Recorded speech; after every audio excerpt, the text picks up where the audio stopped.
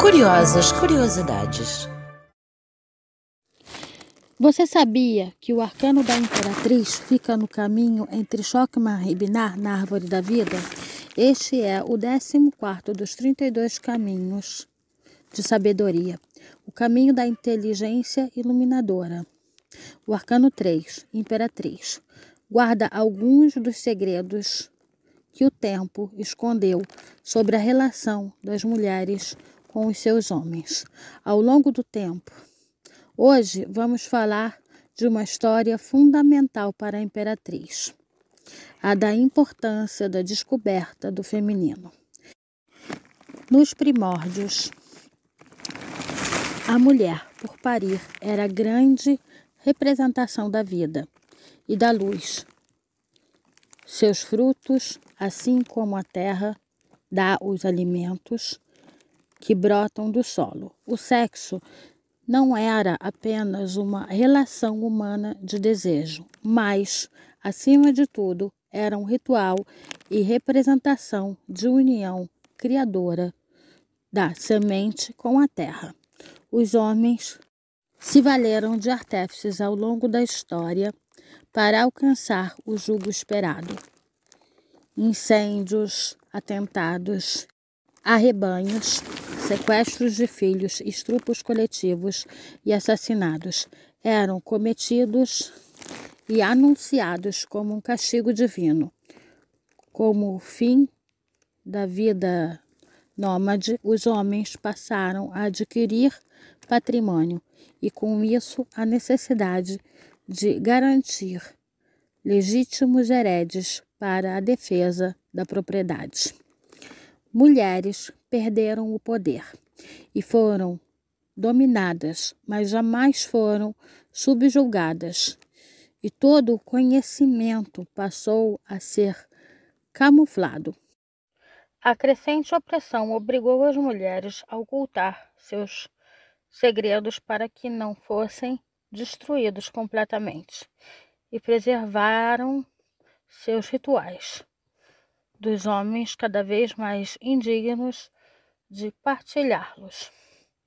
As poucas que sobreviveram à perseguição de sua era transmitiram as mais novas e assim, entre sussurros de resistência, a magia ancestral feminina se manteve acesa. Grandes rituais foram escondidos em afazeres domésticos, como varrer a casa dos fundos para a entrada, afasta aquilo que se mentaliza. Varrer a casa da entrada para os fundos atrai aquilo que se emana. Para se ter coragem, come-se comida de Geburá, como pimenta. Tudo sutil, mas tão eficaz como desde sempre. Um exemplo da força da mulher, de tão temida, invejada pelos homens, foi deturpada e aprisionada pela mitologia e pelas religiões sucessivas, mas que ainda assim se revelou grandiosa a ponto de resistir ao tempo e à perseguição e ser conhecida. Foi Lilith, na epopeia de Gilgamesh, na Mesopotâmia. Lá estava ela. Na mitologia suméria, Lilith é uma deusa, rainha, a mesma que nos relatos hebraicos foi narrada como a primeira esposa de Adão. Ela é citada no Zohar, na Bíblia e em vários escritos não aceitos pela Igreja, que destruiu e adulterou a maioria do material que sobrou, garantindo o sucesso da fraude.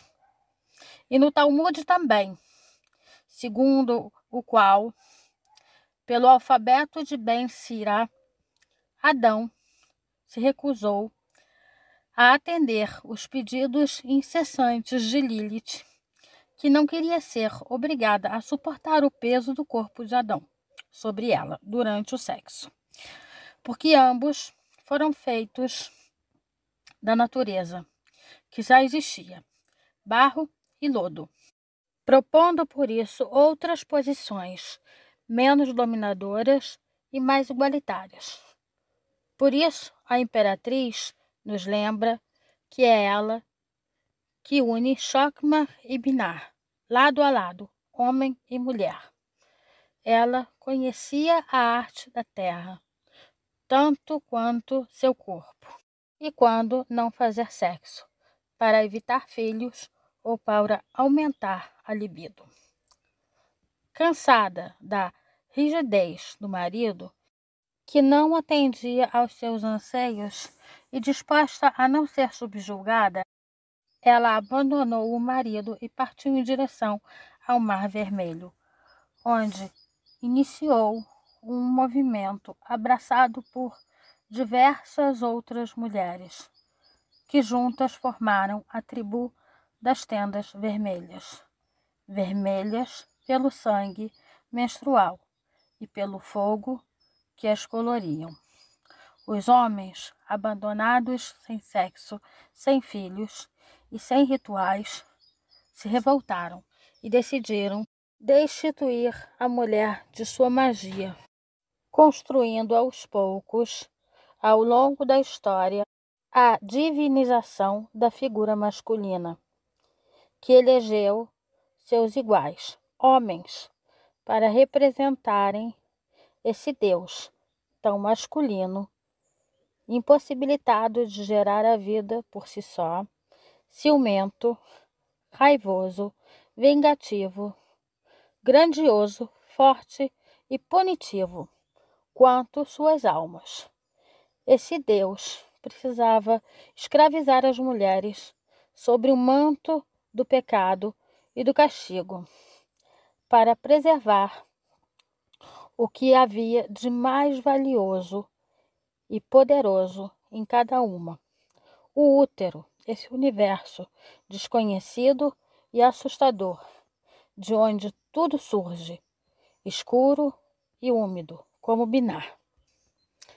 A partir daí, a tradição hebraica passou a relatar Lilith como um demônio, que, através de seus poderes mágicos, voou até o Mar Vermelho, lar de outros espíritos malignos, juntos dos quais encantava crianças para sequestrá-las e devorá-las depois no acampamento.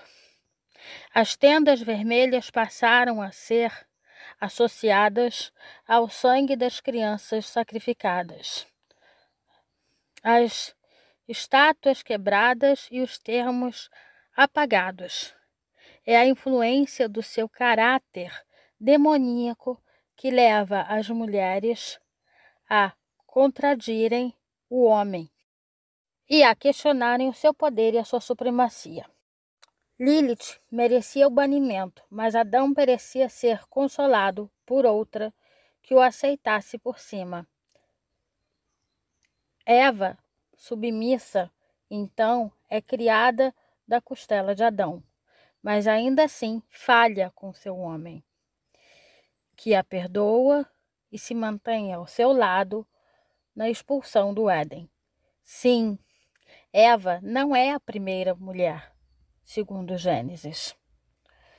O sangue cerimonial da deusa viva, aos poucos foi sendo transformado no sangue sacrificial do Deus morto, até culminar em Jesus Cristo e sua mãe Maria, que de uma grande guerreira sacerdotisa que era, se transformou em uma virgem frágil na igreja.